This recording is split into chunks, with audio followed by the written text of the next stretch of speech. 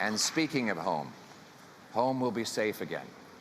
As a result of Trudeau's catch and release policies, crime, chaos, drugs, and disorder are common in our streets.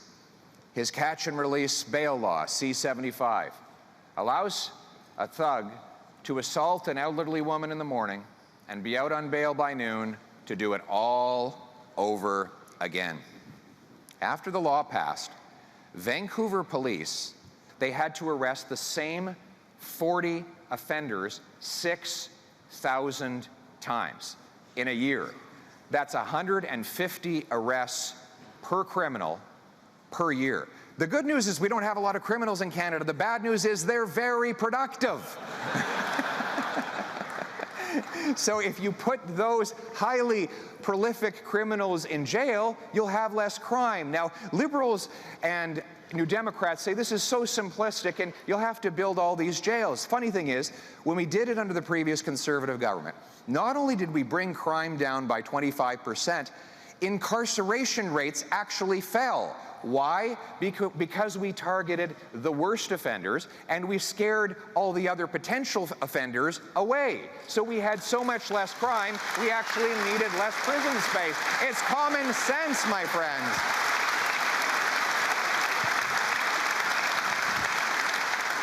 Le Bloc a voté en faveur.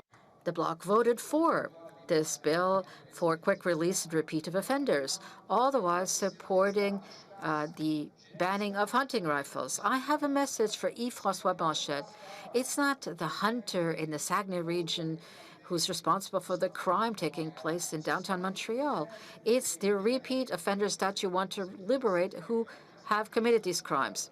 It's not the hunter in Labrador that's shooting up downtown Toronto. It's the criminals you keep releasing. Let's leave our hunters alone and respect our lawful and law-abiding firearms owners.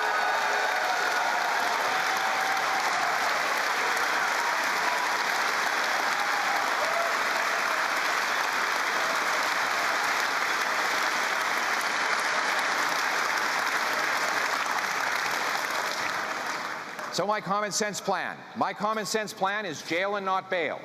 Jail and not bail for repeat violent offenders. We'll reverse bans on hunters and licensed sport shooters, and we'll use that money to jail gangsters and bolster borders against illegal drugs and guns from the United States. And we will give treatment, not decriminalized and tax-funded drugs, to addicts. We will bring home our loved ones drug-free once again.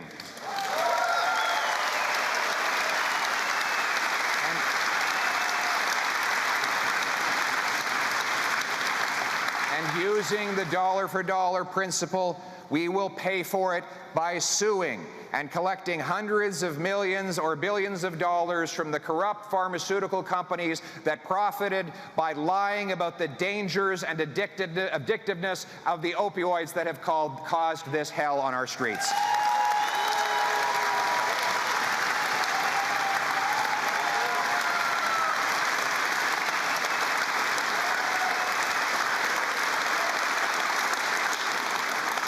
We will bring home our loved ones drug-free, and we will bring home safety again to our streets.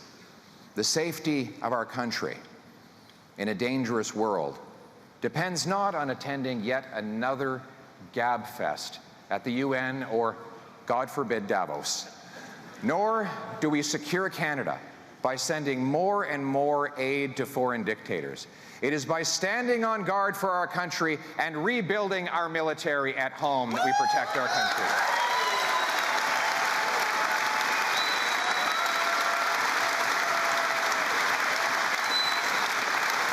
Absolutely.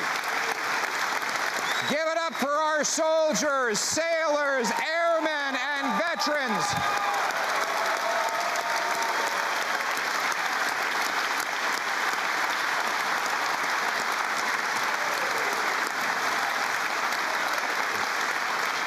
We'll take resources from back office bureaucracy and incompetent procurement and put it on the front lines to rebuild our military and honor the brave men and women who protect our freedom.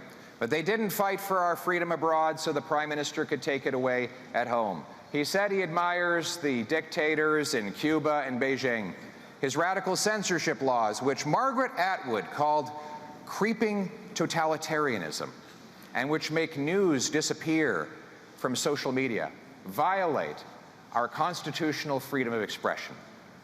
We will repeal Justin Trudeau's censorship laws and restore freedom of speech on campus, online, and everywhere in Canada.